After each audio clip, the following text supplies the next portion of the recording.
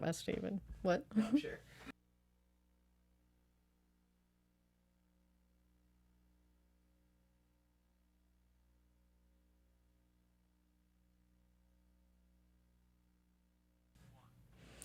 We're kicking it old school here on Monster Movie Mashup, going all the way back to the beginning of time when it comes to horror movies. This is Dracula versus Frankenstein next.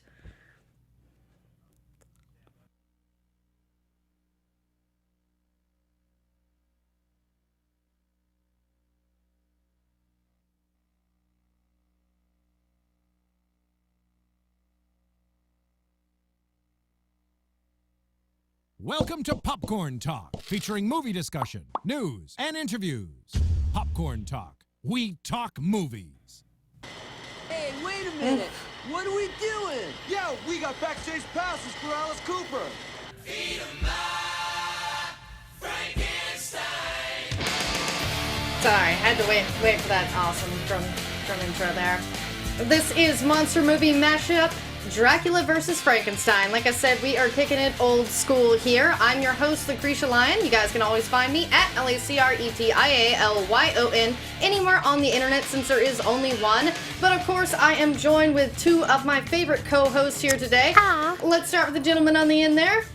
No, me. Yeah. I'm the gentleman on the end here. I'm the gentleman I on the end. am Lex Michael, all over social media at the Lex Michael. And the lovely lady. Hey guys, I'm Joelle Monique. You can find me all over the internet at Joelle Monique and every week on blackgirlnerds.com. All right, yeah, we're getting to the good part of the song. But you know what? I'd like to show a video that will definitely get shit started in here. Oh my God. A lovely clip from Ed Wood, which is actually one of my favorite movies. It's a good movie. Yeah. Mr. Lugosi, I know you're very busy, but can I have your autograph? Certainly. You know which movie of yours I love, Mr. Lugosi? The Invisible Ray. You were great as Harloff's sidekick. Oh. Karloff. Sidekick. Fuck you! Karloff does not deserve to smell my shit. That limey cocksucker can rot in hell for all I care. What happened? How dare that asshole bring up Karloff? You think it takes talent to play Frankenstein? It's all makeup and grunting. Bella, I agree 100%. Now, Dracula, that's a role that requires talent. Of Yes. course. Dracula requires presence. It's all in the eyes and the voice and the head. That's right. That's right. You seem a little agitated. You want to go outside and get some air? Bullshit. I'm ready now. Roll the camera. See, I obviously didn't care about this video being marked explicit because there's no better way to start an argument with Dracula versus Frankenstein than that clip from It Ed was Wood. truly perfect. I am so excited that is the clip that you went with. I just love how much he hates Boris Karloff in that movie. I don't know if that's true, but yeah. We can unpack some stuff as we go for sure. That is absolutely an argument that I buy Bela Lugosi making Absolutely. at that point in his life. Not one I agree with, but we will unpack as we go.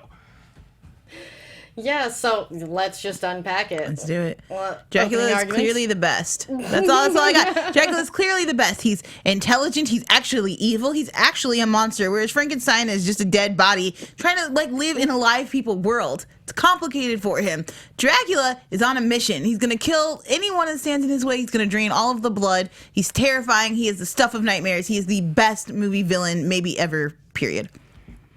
Okay, all right, you came out, you're swinging, you take your 2x4, you're aiming it at my head. I see it, I ducked. I'm gonna get back up now. So I see the argument, and it's an interesting conversation to pit these two characters against each other because especially when we're talking about the movie versions of Dracula and Frankenstein, they are so almost inextricably linked together, be it through the Universal horror movies of the 1930s and 40s or the Hammer horror films of the 60s.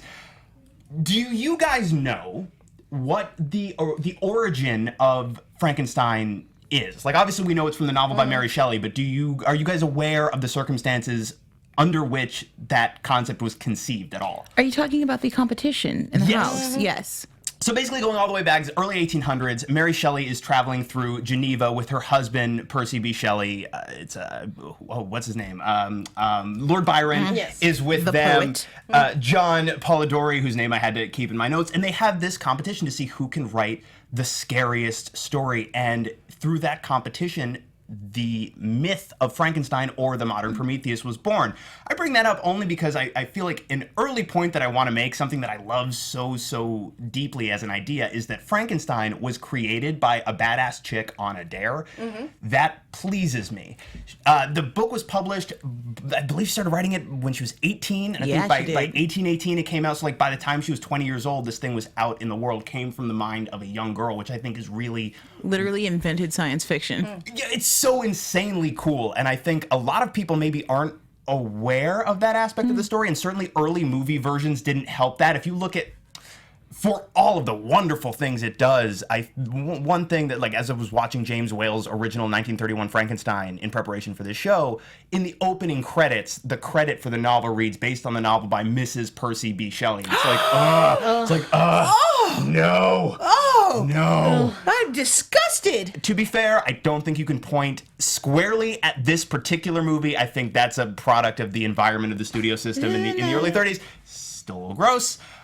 But, all right, so you've got this scientist who is... Wait, are you moving into story? Well, you're talking about why Dracula's so like, this is the greatest thing! Okay, all Watch right. out for your head, I'm swinging at it! I was gonna check your lady thing if you're moving on to story. Okay, we'll check it. Okay, I'm gonna check just real quick. I'm gonna check it. Check it. Because while Mary Shelley is the baddest bitch, I have to give props to Dracula, because Dracula's not actually based off a dude. It's based off of a, like, power-hungry lady in Transylvania who was a queen and was just like, I'm just gonna take village people into my, castle and, maybe slowly drain the blood of virgins because I'm bored. Yeah. I'm gonna eat you and torture you and pretty much do whatever I want because I can. And then she wound up being locked up in a tower until she died, essentially, because people were like, this chick is too crazy. Like, we were covering for her when it was the poor, but now she's going after, like, fellow royalty, and that's not cool. But she was totally awesome. She never gets the credit she deserves. I'm really looking forward to one day hopefully having a Dracula movie based on the actual character, the actual queen, the person who lived. I think it'd be pretty cool. Yeah, Elizabeth Bathory is one of the major inspirations, as well as Vlad the Impaler. They put those two together, and later in the 21st century, Elizabeth Bathory started to be talked about more, and even Todd McFarlane made her an action figure, and that's like immortalizes you in my book. That's the bar. That's when you know I've really accomplished something in this life. Yeah, and normally you do only hear Vlad the Impaler being tossed around. That's the one that everybody knows. Sure. Okay, all right. You check my lady thing. Yeah. You check my. I'm just trying to match you point for point here. Lady thing for lady thing. Yes. I think I would probably lose that contest.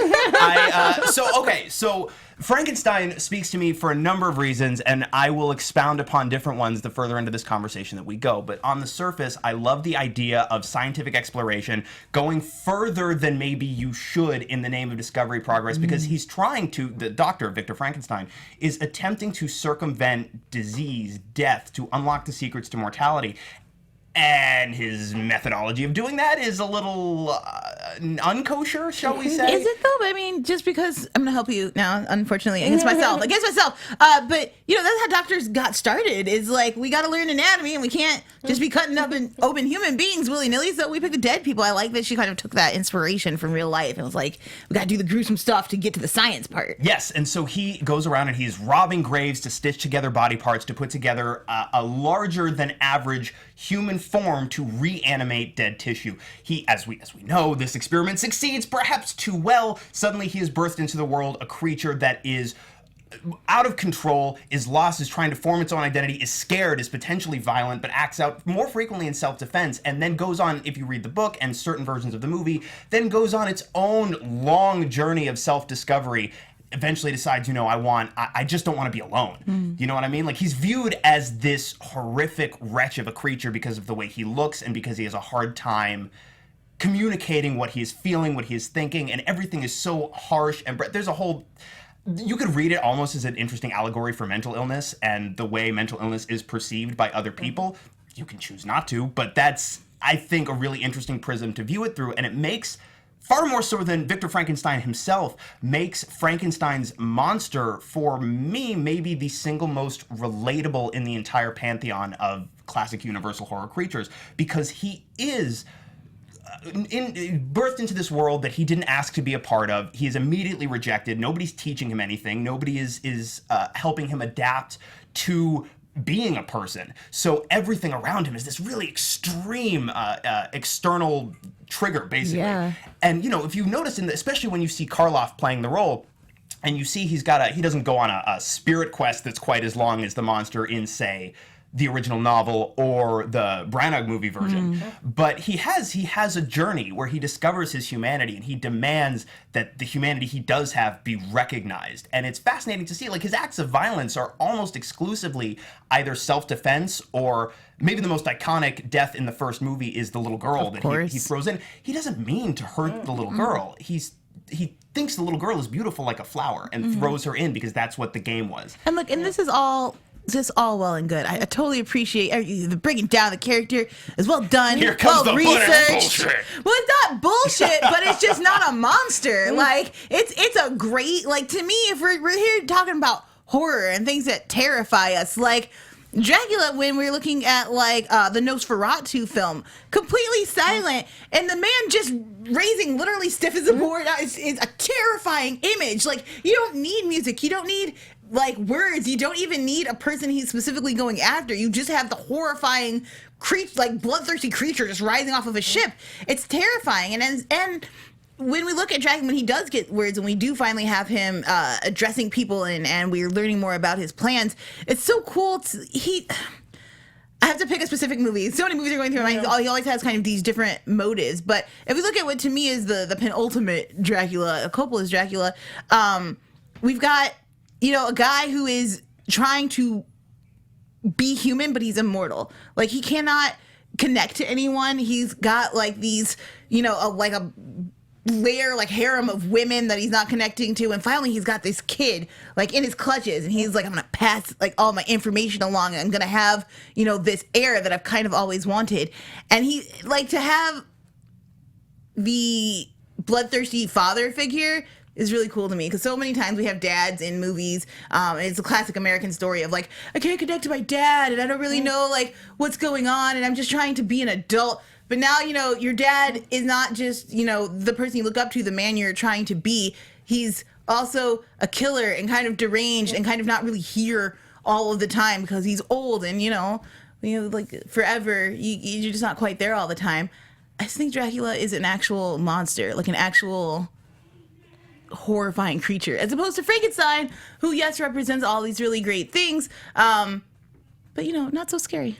Yeah, I would agree that Frankenstein, though, is not the real monster. It is Victor Frankenstein, the doctor. And that's sort of the interesting toll that takes, is that it is an argument more so as like, is this creature the real monster or the doctor who created it? And that sort of played out much better in the Mary Shelley original novel, because we get the mind of the monster more so in that one, as we in any adaptation. That's anti-science. Yeah. I'm going to put that down right now.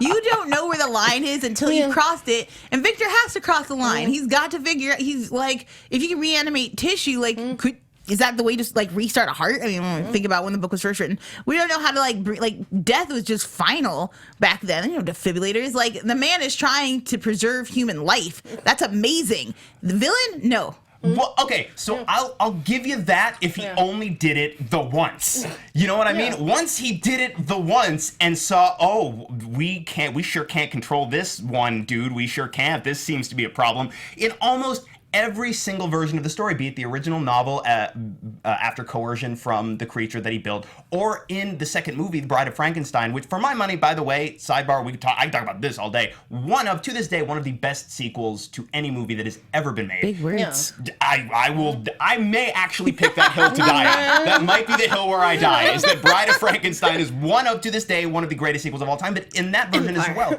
In that, up there with Empire Strikes Back. In that movie as well, it's, yes, partially coercion from the monster. I believe they kidnap Elizabeth in that one, but it's also the coercion of his former mentor / current crazy person, Dr. Pretorius. he always ends up doubling down on this objectively terrible and destructive idea. Does it make him a villain? Well, maybe not necessarily. It definitely makes him a dangerous as hell scientist, but I want to circle back around to your argument that Dracula is objectively a better monster. And I think it's interesting because we're talking about, as I see it, we're talking about two very different types of horror. One is far more external and one is far more internal, by which I mean Dracula is the figure that sweeps out of the shadows and descends upon you, and you are its prey. That's very scary, of course. That speaks to something primal and internal, like the predator-prey relationship going back through every iteration of the evolution of our species. The Frankenstein monster is an entirely different type of horror in that it is, for me anyway, I look at this creature and this could be me. This could be the experience that I have. You get a second chance at life? That's amazing. There is that aspect, but you get a second chance at life, and then to be immediately rejected, to be ostracized, to be treated as a monster, to be treated like you need to be destroyed because people don't understand you. Right, but I'm saying it's no less powerful a concept, and to me, no less frightening a concept. And if anything, it's actually more disturbing because that does happen. There are no... Do you think today, if we introduce Frankenstein into today's society with our social justice warrior awesomeness and Twitter, that we would just be like, you guys can't say things about Frankenstein. Like, he's one of our own. He's amazing. Yeah. He's a human being. Well, so I guarantee you, if that story came out today, I can't guarantee because that's another timeline I don't live in. I don't You're live not on in that Earth. Flashpoint? Yeah, I don't live on Earth 5 where Mary Shelley doesn't write Frankenstein until 2016. Oh my but God. I guarantee you, if that's in as much as I'm able to, if that story comes out today, the entire conversation around it is a conversation not about mad science, but about using it as a prism through which we can better understand mental illness. Frankenstein's got to learn to accept himself. The monster has to learn to accept himself before he can be accepted by society. Well, and that's part of why he gets to the end of the story in the novel, and also even in Bride of Frankenstein, where he never becomes quite as articulate as he does in the books, and certainly when Robert De Niro later plays him opposite Kenneth Branagh, his whole thing is, I realize this world is not a place for me. I can't be accepted here. It will never happen. Please just make somebody like me. So this is like making me cry as I'm talking about it. So please just make somebody like me so that I won't be alone. And then I will go off and we will not hurt anyone else. Like, that's some real shit. Whereas Dracula is like, all right, if you want to bring up the social justice angle, by the way, there's a weird, like, sexual predator angle to Dracula. Terrifying monster. Yes. Yes, absolutely. He goes after, like, young virgins to convert them into his harem. He is kind of all-powerful in the fact that what he does all day in his castle, he's, like, just reading. Like, he's just learning, and he's experienced everything. If you go based off the Vlad the Impaler versions, like, he's a torturer, and he, like, really enjoys those aspects of it. He is relentless and good in battle. Like, he fought the Ottoman Empire. Like, there's so many cool things about Dracula that make him kind of the original calculating villain, like the Wilson Fisk of his era. Like if Wilson Fisk terrified you, like Dracula back in the day would terrify you, because he's a literal hybrid monster. Like, he turns into a bat and other animals depending on which iteration you're looking want at. Daredevil to fight Dracula now. Right? Oh my God! We must take back this city. Blah. And also, I feel like Dracula, when you drop him into different time periods, which we've seen done, throughout the ages, he morphs really well and continues to be the same kind of horrifying villain, with just new knowledge and a new type of person. Like, he's just prepared to kill, which I like. Like, I like watching Dracula go after, like, scared high schoolers. I like watching Dracula, like, destroy and decimate armies. That's really cool. There's really no iteration or time period in which Dracula exists that isn't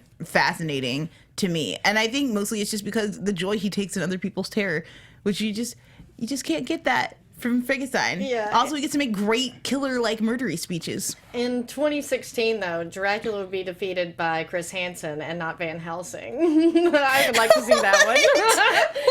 To Catch a Predator. Yeah, I mean, and the other thing, too, is, yes. Using the internet to, like, stalk girls. Like, got candy and a puppy. They have no reflection, right? So if their profile picture is just an empty chair, more than likely you're dealing with a vampire. It's an an artist rendition. It's an oil painting he had commissioned so he could have a portrait picture. Well, let's show some clips of how basically each one of these got their start in films. We'll start with Nosferatu, the original Dracula. The most terrifying. Yeah, because it's a silent movie. Beware that his... Oh my gosh, can't read that. I know. Life of a terrible nightmare. Yes. Thank you. Thank you. Beware that his... Oh, wow. Beware that his shadow weigheth not upon you. It looks like life, but probably like a terrible nightmare. Yeah. Yeah. Yes. Yes, that. Amazing way to just start out. He is a terrible nightmare. Nope. We've got a ticking clock for those just listening to us. Interesting. If you've never seen Nosferatu, go find it and watch it. It's legitimately, it's one of the first movies I watched when I started watching old movies. Because it is just still so scary. Look at the control of shadow play in here. Oh, God. Okay, we just saw Nosferatu, and he's got these really broad shoulders, and his hands, like, don't stay at his side. They're, like, out in front, and he's, like, stiff like a corpse, which I think is a really, great decision acting-wise, staging-wise. He is an undead thing. Yeah, and to see how far we've come from this, but to see that this is still terrifying, and no matter what you add to it. This just reminds me of SpongeBob now. Yeah. The swinging door open moment. Yeah. If you guys have never seen that episode of SpongeBob, it's pretty great. It's funny. Well, and it's amazing how there wasn't really a precedent for certainly a vampire story like this. And it's amazing that what F.W. Murnau did with this movie, like some of the iconography from Nosferatu still persists. Absolutely. Absolutely. Yeah, it's just so terrifying. But then also the, Frankenstein clip we have too is just so still iconic. I mean, it's been remade so many times. Now, which Frankenstein movie did you pick? The 1931. Excellent. Yeah. So that's probably the most practical jumping off point. That's the one everybody knows. But there's actually a predecessor to this one in the form of a 16-minute silent short done by the Edison Company. Yes, Thomas Edison, the Edison Are Company. we pre-1900s? Because that shit is fascinating to me. We're at about 1910 That's when they do this 16-minute silent short, and it's a pretty rudimentary version of the Doctor bringing the monster to life, but certainly nowhere near as iconic as this scene. Let's check this out. Let's tell our listeners what they're seeing here. So they've just raised this platform where the stitched together body parts have been raised into the sky so that the electricity from the lightning storm can juice it up, essentially. If you've ever seen a Frankenstein movie, you've seen this scene. It's like Oh, even if it's you haven't. everyone. Yeah, this is true. The zeitgeist is taking control of this moment, and it's so cool. Now, I'm curious to see whether you grabbed a censored clip or the uncensored clip, because this is coming up a very famously censored moment. Yeah. It's alive! It's alive! In the name of God, now I know what it feels like to be God. Okay, so you did get the uncensored version. So very famously, when this movie came out, they were like, he can't say he knows what it feels like to be God. That's blasphemous. What if God doesn't like this movie? So they censored it, and they censored it in the most haphazard way they possibly could have. Yay, Hollywood. They just threw a thunderclap over it. Oh, yeah. And they don't throw a thunderclap over the entire line. They only throw the thunderclap over the back half of the line. So now, Henry, he's been renamed Henry, the name of his friend in the book. His name's Colin Clive's Frankenstein is Henry Frankenstein. He says, "In the name of God, now I know what it thunderclap." And you can still see him wriggling around and mouthing words, but it's like he knows what it. This is very profound. I know what it feels like. Now, I got there. But so that is. I don't think it's a stretch to say that is one of the most aped and imitated and certainly most prolifically known moments in cinema history. And there's a lot going on in and around that moment, but like immediately, because we started that clip with the table lowering down from the skylight, if you look around that set, you've got all of this machinery, right, that was designed by Ken Strickfaden, which became the touchstone not just for the appearance of mad science labs in Frankenstein movies for ever. But Ever and ever. But literally any mad scientist lab that you have ever seen in any piece of pop culture post 1931 owes a massive debt of gratitude to the production design of this movie. When Mel Brooks and Gene Wilder later made Young Frankenstein, they actually went back and got a lot of the exact same set pieces of equipment to put into their laboratory. And when we jump off into insanity, we'll definitely show that clip later. I've got it prepared. I love it. Yeah. That to me is the best Frankenstein movie. And so I'm waiting for your arguments, right? And I'm trying to like, how can I head off your arguments before you make them? my arguments? So think about this, right? Okay. I made the point about how immediately to me Dracula represents a very external type of terror, and the Frankenstein monster represents a very internal experiential type of terror. Sure. So Lacretia earlier mentioned, well, there's the idea that the Frankenstein monster is not actually the monster, it's Victor Frankenstein himself. Now, Victor Frankenstein, the scientist, or Henry Frankenstein as he is called in the first couple of movies, certainly not an intentional monster. He's best intentions in the world, right? But we know what the road to hell is paved with. Imagine doing your best to really push the boundaries of our understanding of the world, of science, of what mankind can be, and to have it backfire so tremendously that everyone you love, everyone around you, either suffers horribly or dies as a result. That is a horrifying concept. You know, it is horrifying, but I still don't know if it's as horrifying as the Mad King kind of scenario we have with Dracula. Like he's seriously like all of my favorite villains. Like he's like the Mad King. He's like Wilson Fisk. He's like the Purple Man. Like he can get inside of your brain from miles away and be like, "You're rotting. You're just dying. You need to come back to the castle. Come back to the castle or die." And it's like the train scene again in Coppola's movie, which is first of all, if you've never seen this moment, it's so cool because trying to figure out how they made it is next to impossible, and it's all done with practical effects. It's not special effects. Are you talking about where Harker's on the train and he's writing the letter? Yes, and you see the train traveling superimposed with the letter on top of it with This is literally Dracula's my favorite eyes. scene in cinematic history. Like this moment is so cool because you have three separate layers, but we're used to seeing movies as foreground, midground, background. This shot uses it splits it vertically, so you have top, middle, and lower sections. So they divide the thing into three sections. You have eyes, you have a strip of train, you have him inside of the train writing. And so you have a man like being watched, and then it's taking different worlds and different spaces and putting it into one single shot. It's beautiful. It's also done at like magic hour to look like magic hours. You have all of this like gorgeous orange light. It's an amazing, beautiful moment in what winds up being a horrifying, twisted film.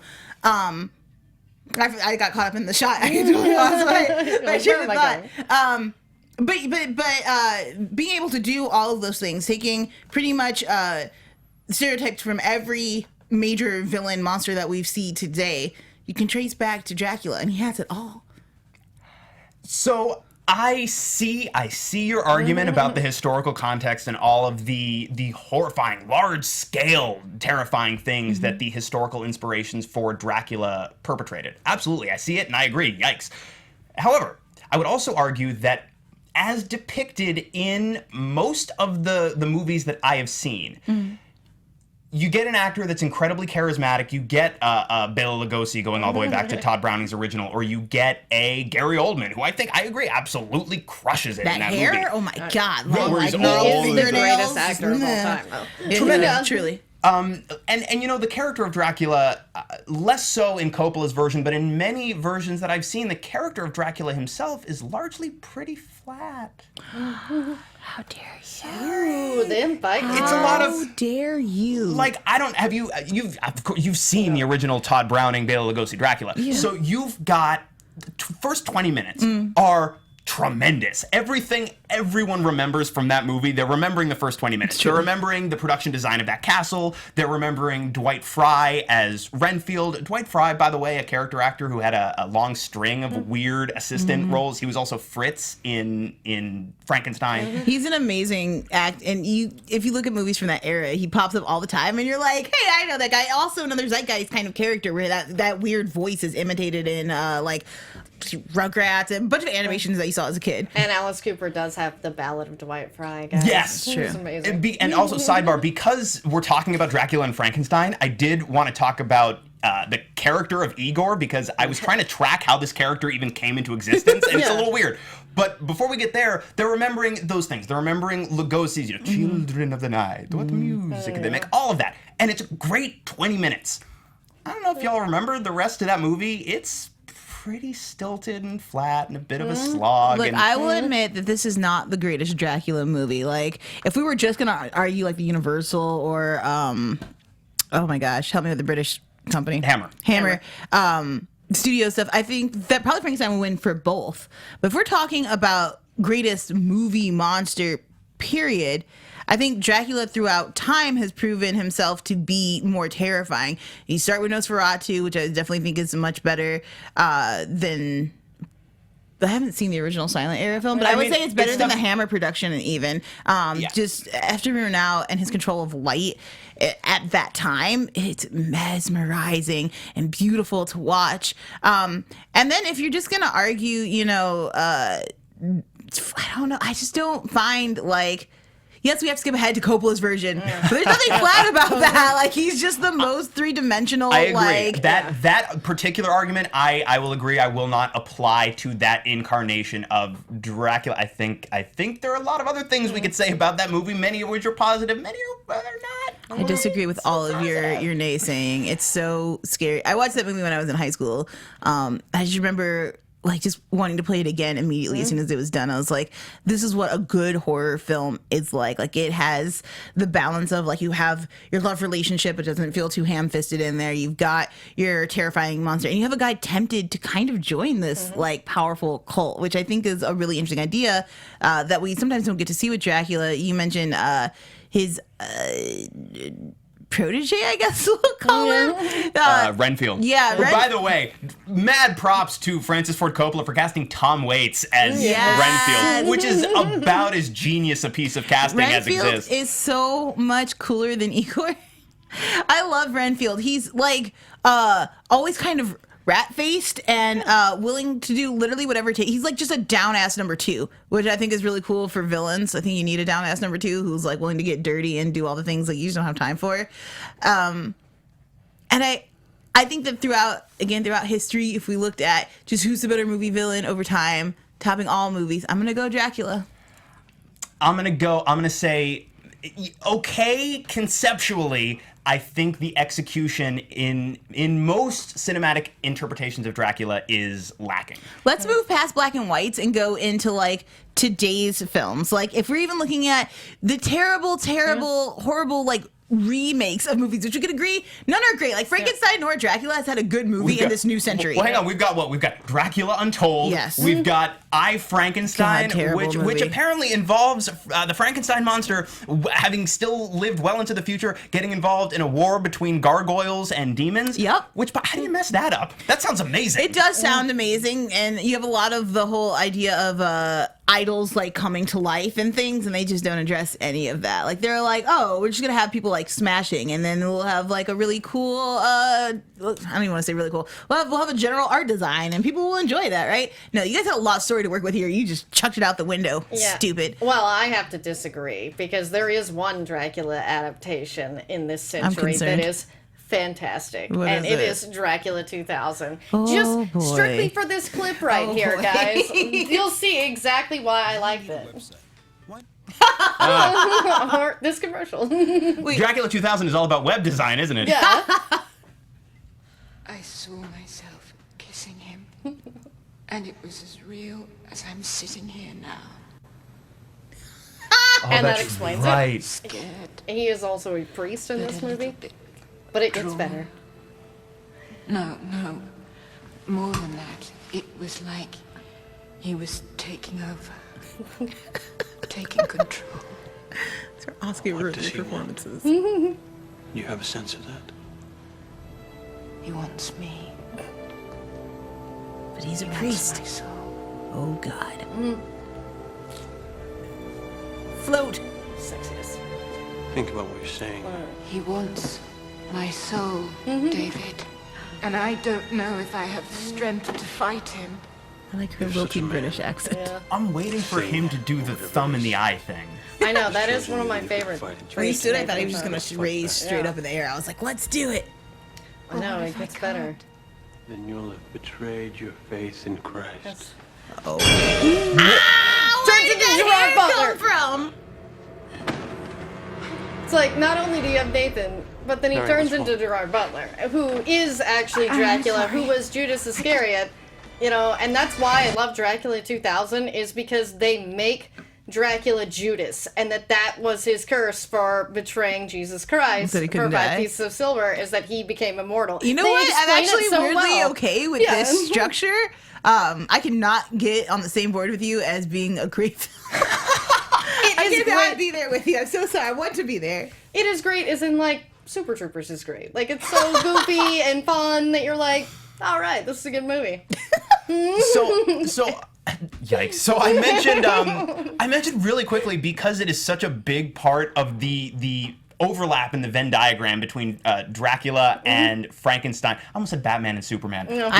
Which tells you where my brain is at all times. And Batman did fight Dracula. He sure did, and it's amazing. He did fight. That did happen. Frankenstein, though, is an awesome, like, gun-toting squadron leader in that universe as well. Wow. And I'm like, oh, I'm wearing a Batman versus Superman shirt. So there is the newest, I believe, the most recent Frankenstein mythology movie is the let's say frequently maligned Victor Frankenstein from last year, which was starring McAvoy and Daniel Radcliffe. I have not seen it, actually, but what I thought was so fascinating about it is that it is a movie. It's all about his assistant Igor, and it's the journey of the creation of the monster through the eyes of the hunchbacked assistant that everybody knows and loves from all versions of Frankenstein throughout the years past. So Igor's not a character from Frankenstein.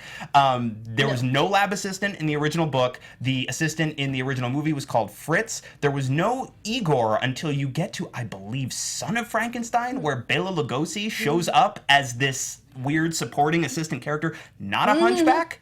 No physical relationship to the image of Igor everybody has. So Igor, the hunchback lab assistant who's always helping out the mad doctor, to the best of my understanding, is like this weird, it's like a weird mass cultural culmination, like weird fever dream of a thing that exists that we all had and then eventually just accepted. Because Igor seems to definitely be the most modern character. Like, it kind of, if you take a step back and kind of look at the film, he's definitely the most new age in that he has a lot of opinions for an assistant. I think if he had been written in the original, you know, assistants are meant to be quiet and do the work, but he's tends to be like a buddy commentary kind of guy or something to beat up on. Which I almost wonder then too, because he doesn't exist in the source material anywhere, maybe like the audience created Igor themselves as like a surrogate. You know what I mean? That's kind of funny. And I like characters like this that are patchworks of over time. Like, even when you think about the original actor and his voice, that kind of stayed. And then I'm curious about who put in the physical features of, like, was it dragging foot first or hump first or weird buggy eye first? Or have I just watched Young Frankenstein? Mel Brooks, version. Young Frankenstein enough where I'm like, that's just Igor, like, period. Like, that is the character. I wonder, too, how much of the character Marty Feldman played in that movie was responsible for cementing the idea of the hunchback lab assistant Igor in the popular consciousness. But so to that point, something else that I wanted to bring up is the stamp that Frankenstein has had on cultural iconography versus that of Dracula. And I would argue there's almost no comparison, especially if we are talking specifically in terms of iconography, because not only do you have obviously the template for every mad scientist lab that has been built since, not only do you have the Karloff incarnation of the monster, you've got the lab assistant that was birthed out of this soup of lab assistants from the Frankenstein mythology. And then, of course, you have not one, but two iconic universal monsters birthed from the same source. You've got not just the Frankenstein monster himself, but also Elsa Lancaster as the bride of Frankenstein, who's certainly not as prolific in her appearances, but I would argue equally as iconic. Nobody doesn't see that shock of hair and immediately go, that's the bride of Frankenstein. I mean, I'll give you your character designs are good, but if we're just gonna drop it down to set, like, Dracula's castle is iconic and tends to look the same. Always on a hill, almost always in black. Very pointed, high kind of castles, a mix of like British and French, kind of both long and spanning and tall and very angular. You've got the creepy dungeon is definitely something straight out of Dracula that can be pinned right back to Dracula. And then the whole idea of like sacrificing virgins, which I mean we can point throughout history, but I would argue is kind of brought to the forefront through these films of like bathing in the blood of virgins and sacrificing. And then even on top of that, like the slow, torturous kind of villain, like being drained of your blood is a long process and it's gory and it's totally awesome. I would argue that Dracula maybe has a more boogeyman kind of like maybe perhaps cinematically Frankenstein has stronger visuals, but I would say as far as the full zeitgeist global view, Dracula's just been around longer. It's been reigning longer, being more badass, casts a much longer shadow. Well, that's true, but more people are going to know this clip from Young Frankenstein. Because it's a comedy and it's amazing. Any Dracula, I think, because it's been remade and Chuck and, you know, they love, you know, I had to mention it. No, I can't wait. This is seriously one of my favorite movies. Yeah. Alive! It's alive! It's alive! Gene. Oh, it's buffering. But Young Frankenstein is full of some of the all-time great comedy performances. Truly. Absolutely. And I love, too, that it works great as a comedy if you didn't spend a good chunk of your childhood working your way through the entire Universal Monster library. Yeah. But if you don't look at me like that, Joelle, but if you did... There are so many jokes that are direct references, not just to Frankenstein and Bride of Frankenstein, but to the like 7 Universal horror movies that came afterwards. The silly inspector character played by Kenny Mars in Young Frankenstein, who's got the wooden arm, who's always doing the like stuff. That's a character from Son of Frankenstein with Basil Rathbone. That's cool. This is not real. This is like a sidebar to the other conversation, but we don't have I don't think there's a rich enough cinematic legacy for Dracula to even build a comedy quite like this. And they've tried. Mel Brooks himself tried with Dracula Dead and Loving It. I know. I almost put a clip from that because I do love that movie. It's Things so We Do in the funny. Shadows is a successful Dracula comedy. I would argue What We Do in the Shadows is absolutely a phenomenal vampire comedy. Dracula's in there and he's amazing. He's the like solid baseline joke. Like you get all these other characters who are fun and hilarious, but it's not until we get down into the basement with the animalistic Dracula that we really like get into what makes these people a family. I love Dracula in that movie. I love that movie. And he's so funny. And they find a way to he's like the old ancient one, like the grandpa that you just shove in a corner, like God, we have to take care of this guy.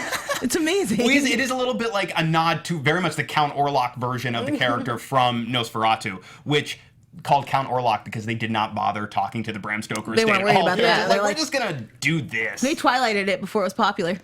There's actually, about the making of Nosferatu, there's a fantastic movie called Shadow of the Vampire where John Malkovich plays F.W. Murnau and Willem Dafoe plays Max Schreck, who the movie would suggest is a real vampire. Murnau tells the crew, oh, he's just super in character all the time, don't bother him, but you never see Willem Dafoe outside of the vampire makeup. Amazing. I love that movie, by the way. And in the interest of fairness, James Whale, director of Frankenstein, also got a biopic in the form of Gods and Monsters, where he was played by Sir Ian McKellen, which is also good. Phenomenal actors playing phenomenal people. You can't diss it. Yeah, and I think, that's starting to conclude this conversation because we've literally gone through every adaptation, correct? I feel like we've touched most of them. I'm not going to mention... Well, okay, we didn't mention current Dracula in the universe. I cannot remember the name of the Dracula Untold. Dracula Untold, and it's Luke Evans? Oh, God. And then, look, here's what I'll give. Dracula Untold tries to make Dracula a sympathetic human being who becomes, despite himself, has to become Dracula in order to save his people. And then is kind of cursed to wander the earth until he finds his love again. Not a great movie. I can't. I mean, it's up there with I, Frankenstein of just why? Who thought this was a good idea? Who wanted this? And Look, here's the only place I can give it credit, which is a weird place. I think most people would fault it for this. It looks like it was made in the 30s.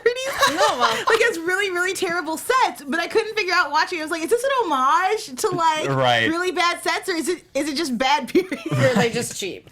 But And we could obviously look. We could do another hour just talking about the Monster Rally films from Universal, where they mashed them all up. They were weirdly, minus the super intense interlocking continuity, they were doing like mashup movies well before there was a Freddy vs. Jason or a Batman v Superman or a Captain America Civil War. They were pitting all the Universal monsters against each other. We could do a whole hour on that. We could talk about the Hammer era, where Curse of Frankenstein, their first color horror movie, ushered in that entire era of Hammer Gothic horror that is so revered to this day.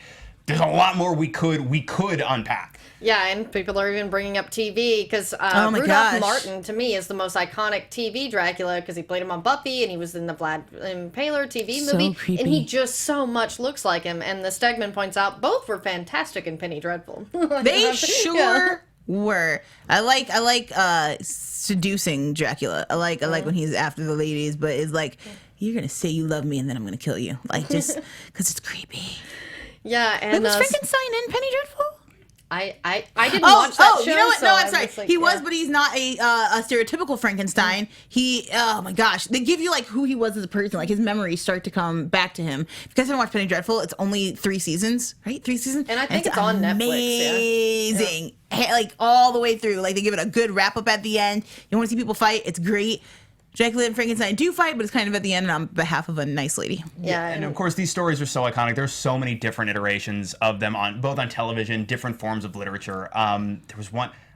We're gonna keep going. And I'm gonna come back to this thing that I just spaced on completely because there was one more thing in particular I wanted to bring up. We're gonna come back to it. I have a better mascot. Yeah, Star Drew says Dracula can only get you at night. Frankenstein can fight you 24/7 to scare you. But he will never fight you because that's not his goal. He loved that little girl, and then he freaked out a bit and he accidentally drowned her. Like it's just. He's not after you. Like, there's nothing to be afraid of. Like, once he gains cognizance, he's, like, always a gentle giant. Like, it's really the villagers that are monster. Frankenstein makes you a monster, and I think that's rude, whereas Dracula is always just king of the monsters. But it's also, to a point, but once the monster says, you need to make me a mate, even though it is because he just doesn't want to be alone and he wants to go somewhere where they can be at peace and not hurt anybody, if you say no, he's just going to swat your head off your body. You know what I mean? Because he's dumb and doesn't know that you're the only person who can do that, and now you're kind of screwed. Like, they can't think things through. He's just limited in his abilities. He just happens to be super strong. And I feel like that's just not, it's, like, you don't give certain kids bunnies. They just don't know their own strength. They might accidentally strangle the bunny. That is exactly who Frankenstein is. He's just a big kid who doesn't know his own strength. And to that, I would say he teaches himself to read. Aww. and I think that's where we should definitely end this. Unfortunately, the poll has ended, so we do know who won. And I hate to say it was Dracula, because I was really pulling for Frankenstein because it's just such more... Because Dracula's an actual monster. He's so cool. All right. Well met. I will say that if we were just doing this based off the fight, I think you would have crushed me. I think you'd have killed me dead. So thank you people for voting for Dracula. But if we were just going based off the fight, we shake. Frank, we shake. Nice fight. We shake.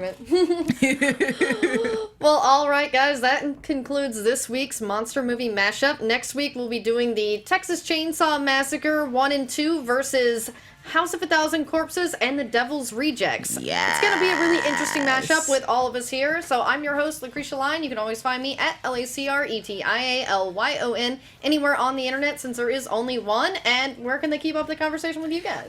First of all, come back here in an hour. Here's talk about Comic Book Exchange, which is on our sister network, Book Circle Online. We're going to be talking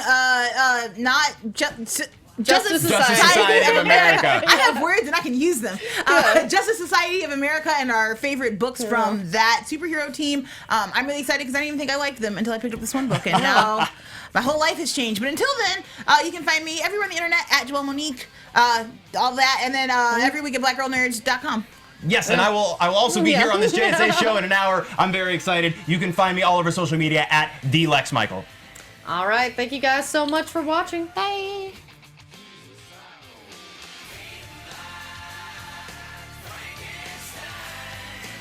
From producers Maria Menounos, Kevin Undergaro, Phil Svitek, and the entire Popcorn Talk Network, we would like to thank you for tuning in. For questions or comments, be sure to visit popcorntalk.com. I'm Sir Richard Wentworth, and this has been a presentation of the Popcorn Talk Network. The views expressed herein are those of the hosts only and do not necessarily reflect the views of the Popcorn Talk Network or its owners or principals.